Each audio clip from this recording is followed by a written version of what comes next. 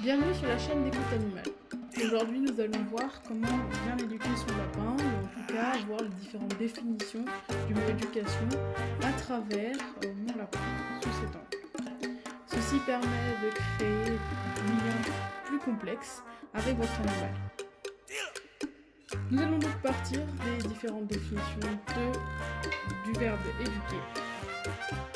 Je vous laisse avec l'intro. Bon visionnage!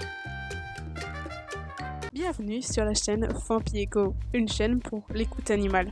Ici, je vous invite à découvrir un univers où les animaux et les humains se rencontrent et se comprennent. Je partage régulièrement avec vous des vidéos où il y a des moments de complicité, des conseils, des astuces pratiques, ainsi que des démonstrations de soins. Ces astuces ne se substituent pas à des diagnostics vétérinaires. À vous de prendre ce qui vous parle. Si cela vous plaît, je vous laisse partager, noter et commenter cette vidéo pour me permettre d'améliorer. Ensemble, écoutons et prenons soin de nos amis à poil, à plumes et à écailles qui ont surtout tant à nous dire. Voyons alors dans un premier temps comment éduquer pour apprendre les usages dans la société. Ou la société c'est chez vous en gros, à votre lapin. Découpez cette grande partie en 3 sous-parties. D'une part, la propreté. Un sujet qui je pense est assez épineux pour certains. Sachez quand même que le lapin est comme le cochon, le lama ou d'autres animaux. Ils font leurs besoins au même endroit à chaque fois. Moi, je vais vous présenter alors comment moi j'ai éduqué mon lapin pour la propreté. Il faut toujours leurs besoins dans un même bac, au même endroit, à chaque fois. Ce qui facilite l'entretien et le nettoyage de sa cage. En effet, c'est pas comme les cochons d'Inde qui vont faire plein de petits caca un peu partout par terre et vous aurez tout à nettoyer tout le temps. Enfin là, moi je passe le balai parce qu'en fait ça fait quand même des copeaux et avec les pattes ça gicle un peu partout des fois, les copeaux. Mais les crottes sont au moins rassemblées et ça fait quelque chose de beaucoup plus propre. Donc vous voyez que moi j'ai un bac à litière comme celui-ci. Et là, un petit bac, par exemple, que j'utilisais au début quand mon lapin était beaucoup plus petit et que la propreté n'était pas encore acquise. Pour faire acquérir à votre lapin la propreté, il suffit en fait d'être présent avec votre lapin et de créer ce lien et de lui expliquer. Donc, le mot principal qu'il faut apprendre à un animal, c'est le non. Non associé à une réactivité imminente. Ce qui veut dire, par exemple, là, je vais vous donner l'exemple quand il mange les plantes, comme là il se met derrière. Quand il va se mettre sur ses pattes, il va commencer à ouvrir la bouche. C'est non.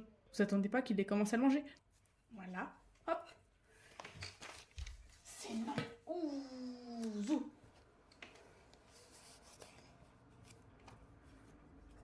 Voilà. Réactivité, comme on vient de le voir, est essentielle pour qu'il puisse apprendre la définition du non. Donc, par exemple, quand il va faire un caca à l'extérieur de son bac à litière, eh bien là, vous lui dites non. Vous le portez et vous le mettez dans son bac à litière. Et ainsi de suite, plusieurs fois, jusqu'à qu'il apprenne que son bac à litière, c'est ici. Alors là, c'est pas à son lieu, c'est juste pour la vidéo que je l'ai placé ici. Et par exemple, s'il y a un caca à côté, vous le remettez dans son bac à litière. Pour qu'en fait, ça rassemble ce qu'il fait au même endroit et qu'il sache que quand il va en faire un petit peu plus loin, il va savoir que c'est là. Et laissez toujours votre bac un peu sale, donc ça veut dire un peu souillé par soit les urines, soit par les selles, pour qu'en fait il y ait toujours cette zone-là où il y a l'odeur qui soit présente pour attirer son regard et son attention sur son bac. Et au fur et à mesure du temps, une fois que vous allez soit le prendre pour le mettre dans son bac à litière, soit ramener ses besoins, je vous conseille, et ramener ses besoins au même endroit, il va se créer une sorte de cycle et il va ensuite comprendre que son bac à litière, c'est ici. Moi, donc, j'avais placé 2 bacs, un en bas dans sa cage et un à l'extérieur dans son extension. Comme ça, il avait, si besoin, toujours la référence de la cage parce qu'au départ elle était dans une cage et après la référence de l'extension qui était le gros bac. Donc le petit bac c'était plus pratique pour le mettre dans la cage qui n'est pas très grande. Et donc je faisais pareil, je mettais des copeaux et je mettais qu'une zone avec les caca et les urines. Sachez que donc, par exemple, vous pouvez même changer de milieu. Ça veut dire qu'en fait, son milieu litière sera un milieu en copeaux, alors que par exemple, dans sa cage, ça sera un sol dur comme ici. Ou un milieu litière ici et dans sa cage de la paille. Ce qui facilite au début la différenciation pour comprendre que le bac à litière, c'est cette texture-là, cette matière-là, cette odeur-là, en dehors de ses urines. Les odeurs de ses urines. Moi, j'avais fait en sorte que donc dans son extension, le bac contenait des copeaux comme à l'intérieur de la cage, mais que le tour et l'extérieur, c'était du tapis. Donc, il n'a pas le droit de faire sur le tapis.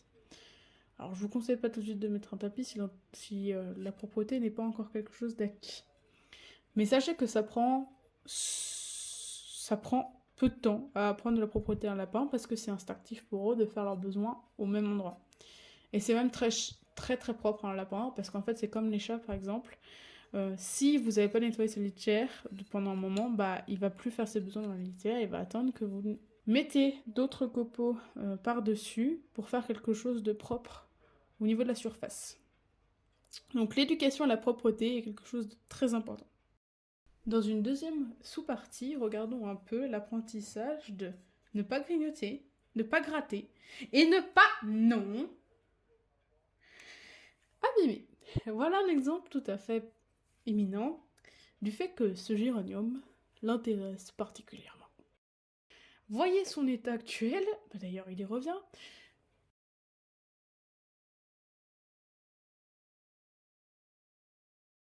Voyez actuellement son état. Ici vous avez complètement des feuilles abîmées, une fleur manquante qui était à cette extrémité, et à cette base-là, une partie verte qui nécessairement suit une partie brune, qui est absente.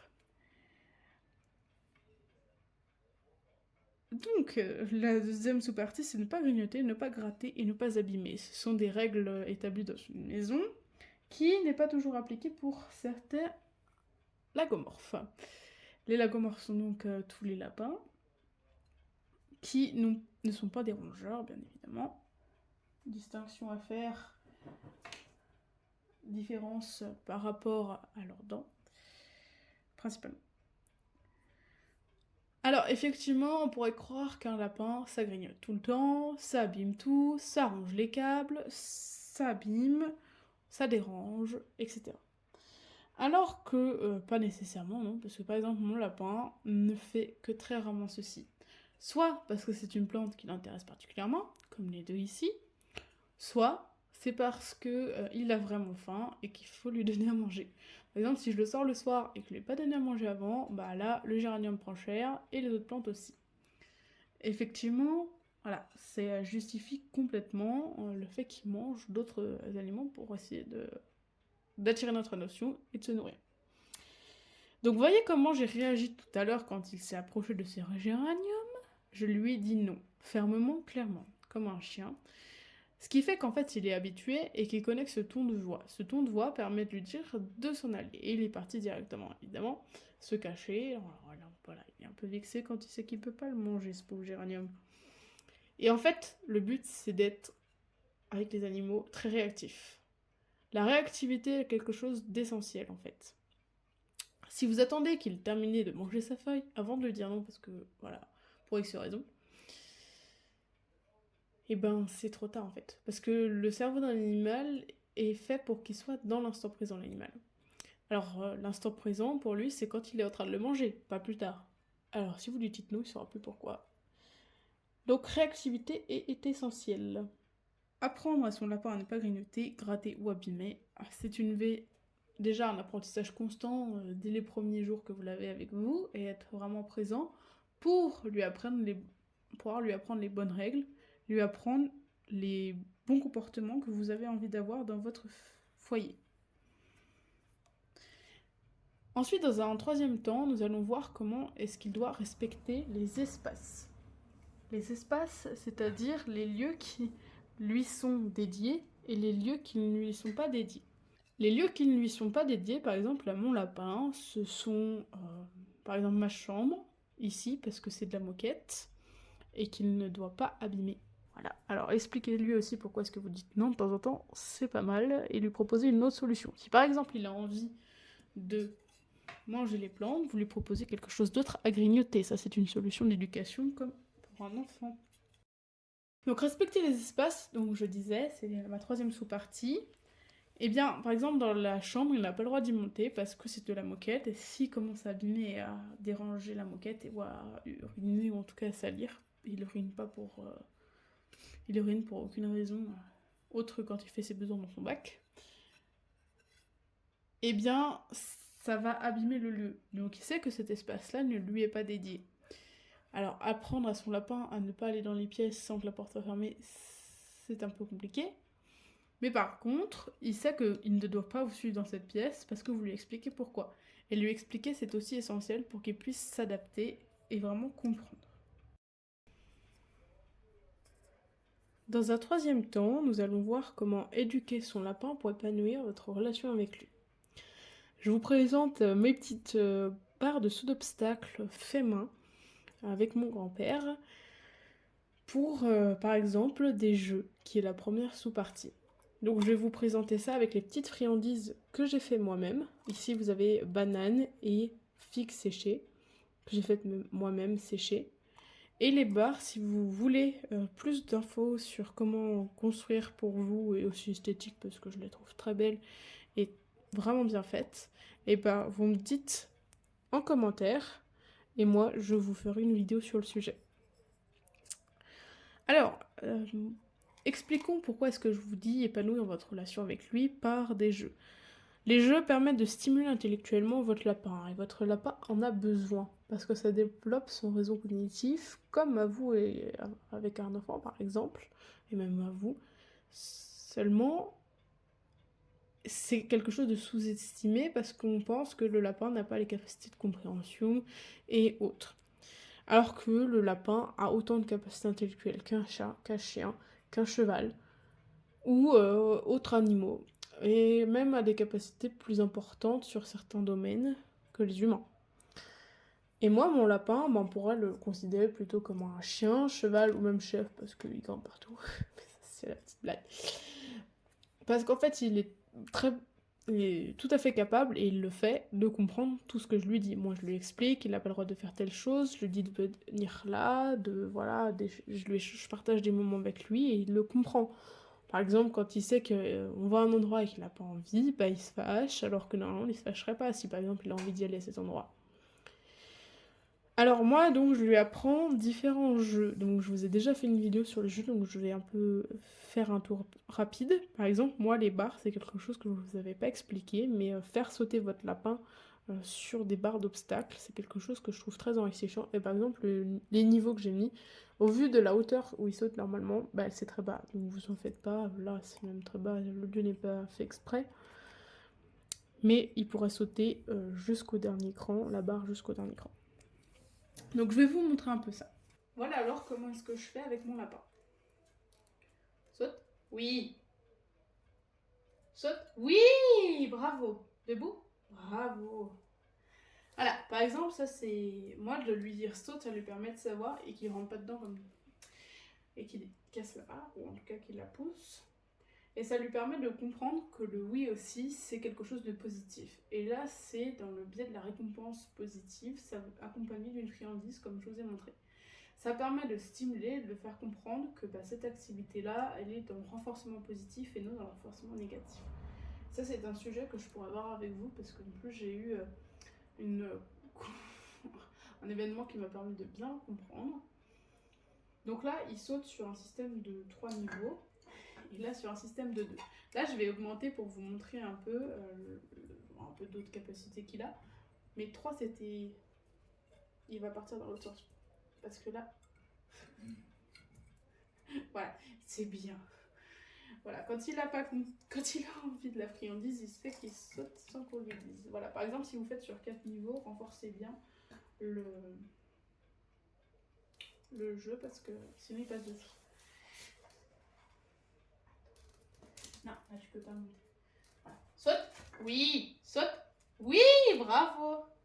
Voilà. Vous avez pu voir comment est-ce qu'il saute. Et je pourrais faire de nombreuses vidéos sur le sujet parce que, enfin, vraiment, j'adore cette activité et je le fais faire assez régulièrement et même, voilà, mais c'est juste qu'au bout d'un moment, il se lasse quand même. Et là, il est très content. Parce qu'il a eu ses petites friandises et ses bananes, ce sont les friandises préférées qu'il adore, ça lui fait frétiller du derrière, mais c'est encore un sujet. Je vais donc déplacer les barres pour vous montrer ensuite la deuxième sous-partie. Ce sont les tours que je peux lui apprendre et que je lui ai appris. Et franchement, c'est un bonheur de faire ça avec lui parce que ça crée vraiment un lien. Donc là, vous avez vu par exemple le tour de sauter, qui est aussi un jeu. Et je vais vous en montrer d'autres. Alors, il vous faut une bonne petite poignée de friandises et des genoux et un bras. Voilà. Donc par exemple, vous avez le premier tour, c'est tourne, tourne, tourne, tourne, dans l'autre sens, tourne, tourne, debout, debout, marche, marche, marche, bravo. Voilà. Très simple, très basique. Et vraiment, avec de la banane, je suis obligée de suivre.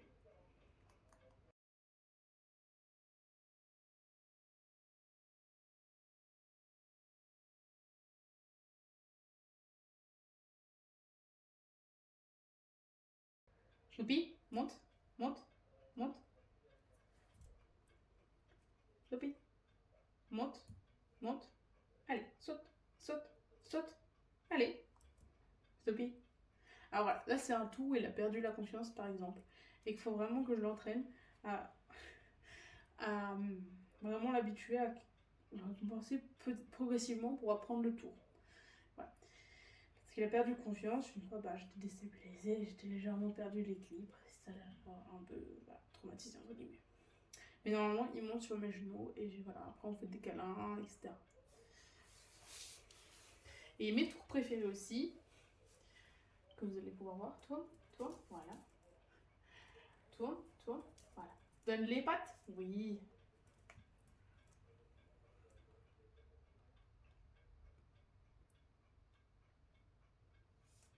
Tu donnes la patte? Non. Tu donnes la patte? Oui, bien. Et là, il a donné que la patte. Voilà. Une petite liste de tours non exhaustive pour vous montrer comment est-ce que moi je fais avec mon lapin. Dans un quatrième temps, moi, mon objectif, c'est donc de vous former, de vous éduquer au sujet de votre lapin. Pour voir que l'éducation est un sujet vraiment qui fait partie intégrante de la gestion d'un lapin, d'un animal ou d'un autre être vivant. Et elle se décrit sous différentes formes. On a vu les différentes définitions. Il y en a 4 dans le dictionnaire. Là, c'est les définitions Larousse que j'ai prises. Qui permettent alors de pouvoir complexifier, diversifier et épanouir votre relation avec votre lapin. En conclusion, j'aimerais vous déjà faire part d'un sujet qui... Je vais sortir un podcast avec une ostéopathe que j'ai interviewée et je vais vous inviter à vraiment l'écouter parce que c'est quelque chose que j'ai mis du temps à mettre en place et qui me tient particulièrement à cœur pour vous expliquer mon futur métier. Alors ça, c'est la petite conclusion et une petite annonce pour ma chaîne. Et en conclusion, éduquer son lapin passe sous différentes formes et est vraiment nécessaire pour créer un lien plus fort avec lui et pour que chacun respecte l'espace de l'autre. Si vous ne respectez pas son espace, eh bien vous n'arriverez pas à vous faire respecter de lui et à pouvoir tenir cette relation comme légitime. Et là, je vous laisse avec mon petit lapin qui s'est fatigué rien que de faire quelques sauts. Il dort. Et moi, je vais aussi vous laisser et vous souhaiter une excellente journée. À bientôt sur la chaîne d'Écoute Animale.